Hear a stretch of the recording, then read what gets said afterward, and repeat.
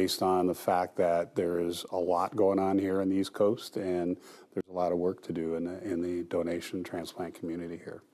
You know, the opportunity to make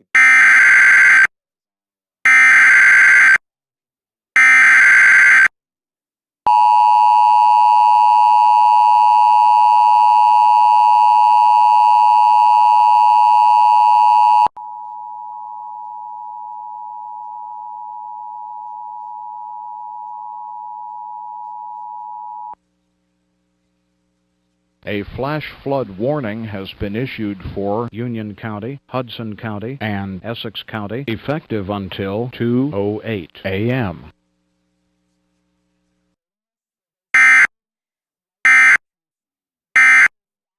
of transplant recipients who